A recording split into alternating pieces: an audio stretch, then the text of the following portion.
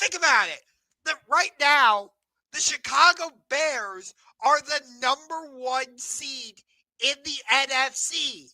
But who saw that coming?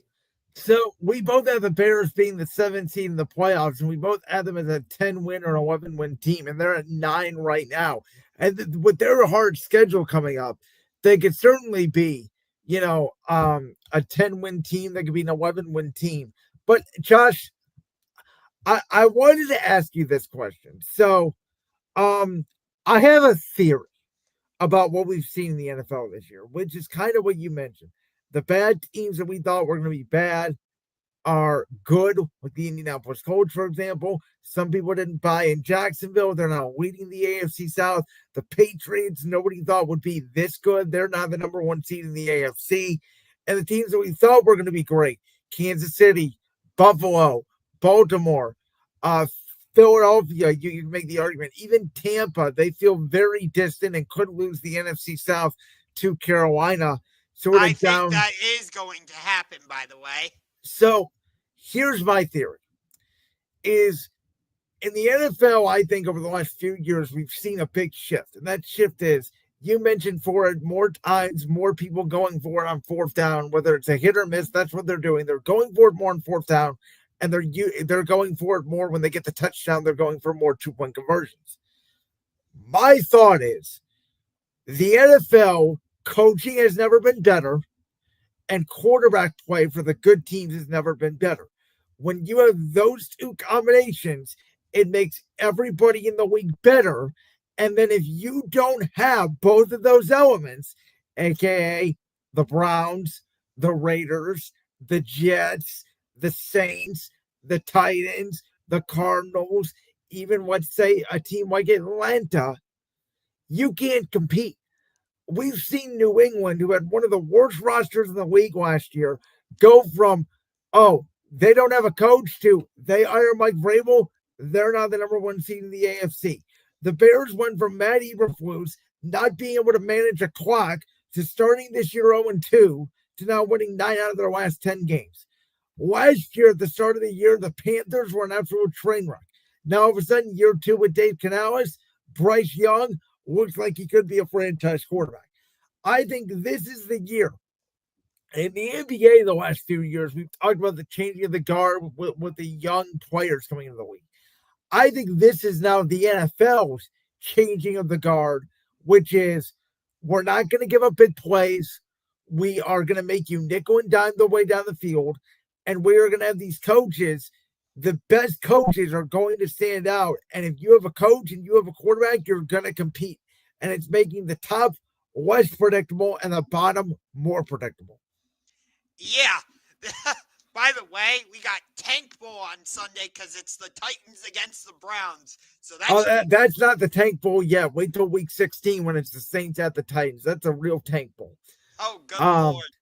But no. I mean, that's my theory. I mean, look at Minnesota, right? They go from 14 games last year. They won 14 games. What changed with the Vikings? One thing, quarterback.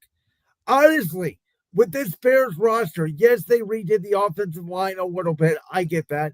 But the major upgrade was Ben Johnson as a coach. New England, most of their upgrades actually, I would argue, came on the defensive side of the ball outside of Stephon Diggs.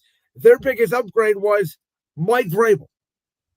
Yeah, which the Browns had him in their building, and they let him go out to New England. And here's the thing, though, right? Like, Kevin Stefanski's an offensive-minded coach. If the Browns had a quarterback, you can make an argument the Browns could be leading the AFC North right now. I could make the argument to you right now the Cincinnati Bengals could run the table and win the AFC North at 9-8 because they have Joe Burrow back. Yeah, you are 100% right. But you look at some of these teams, and it's just incredibly dysfunctional. Look at the Browns. Think about it. We've had 40 different starting quarterbacks. No, 42 to be specific, I believe it is, since we made our return in 1999. And under the Haslams alone, it's been absolutely ridiculous. You know, the amount of different decisions we've made. It wouldn't surprise me if Jimmy Haslam clears house again and Stefanski is out and Drew Barry is out. Oh, yeah. I mean, look at a team like the Patriots. For last year, they were one of the most dysfunctional teams of the week. We all felt like, yeah, Drake May's a good quarterback, but we don't know how good he is because he has no weapons. And I don't know. They're about to clinch the number one seed in the AFC in probably a couple weeks, and people are talking about if Mike Vrabel and Drake May are the next Belichick and freaking Brady. I know. In one off season. And I mean, this isn't a matter of this time last year, Robert Kraft had made the decision, I believe already, to fire Gerard Mayo. And look where they are now. And again, yes, they brought in Travion Henderson, who's been picking it up late as a rookie. Yes, Stephon Diggs has helped the offense. But where's their major acquisition? I don't see anything that made you go, oh my God, look at what. It's not like the Patriots traded for Micah Parsons. No, but you know what Mike Vrabel brought to that organization? Stability. Let me just say this. Well, he brought a toughness and a culture, because you can make an argument about stability, but technically, if you're going where I think you're going, the Browns have had stability technically for the last 6 years. Yes, but actually that's not quite where I was going, but I'm glad you brought it up anyway.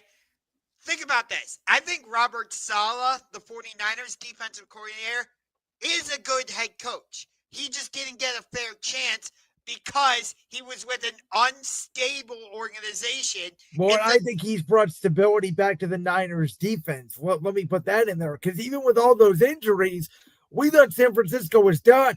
Hell, I think there's a great chance they pass Detroit, and if the Lions lose this game to the Cowboys, there's a real chance the Niners get in over the Lions in the playoffs. You're making my argument for me. That's exactly what I'm saying. If he gets another chance as a head coach with a stable organization, I think he could be a great head coach.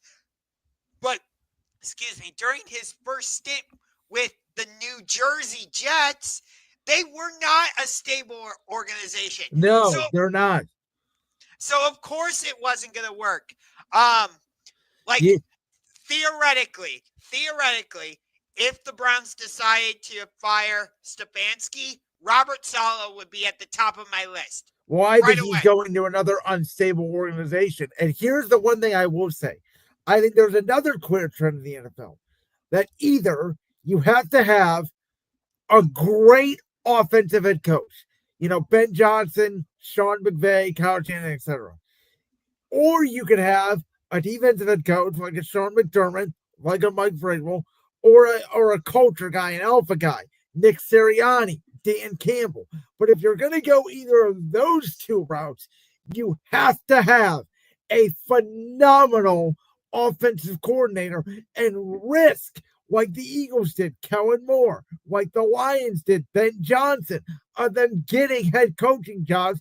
And the next year your team's probably not going to be that good. How Tampa Bay walked out with Dave Canales and Liam Cohen the last 2 years is beyond me, because it usually doesn't happen.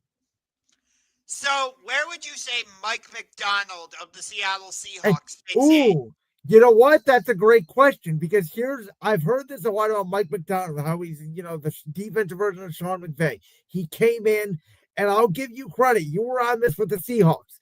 Mike McDonald has come in, and his side of the ball, it's what I always look for in a head coach. Their side of the ball instantly got better on defense. But I will say this. They upgraded significantly this year at offensive coordinator, going from Ryan Grubb to Quinn Kubiak, who we all missed because the Saints last year were a weird team.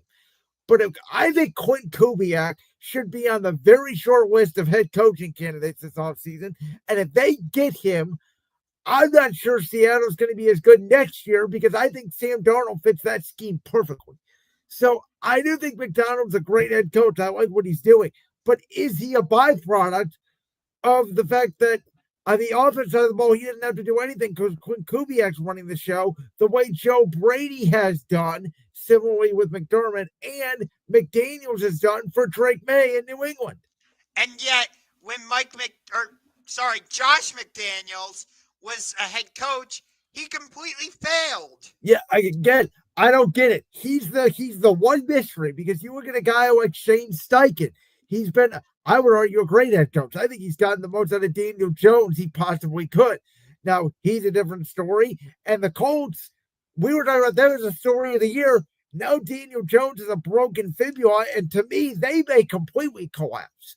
It's well, we thought the Texans were dead, and D'Amico Ryans, by the way, is another story where he's a defensive guy. They removed the offensive guy. I'm forgetting his name now. The OC they had last year, and it took the Texans a month or two. But now all of a sudden, you can make an argument the Texans have been a top 3 team in the league the last month. Yeah, their defense absolutely clamped down on Josh Allen, didn't let him do anything. And then they go into Indy and bottle up the Colts. And I'm telling you right now, one of my games of the week this week is Sunday Night Football. That is a playoff game. The loser of that game to me is out.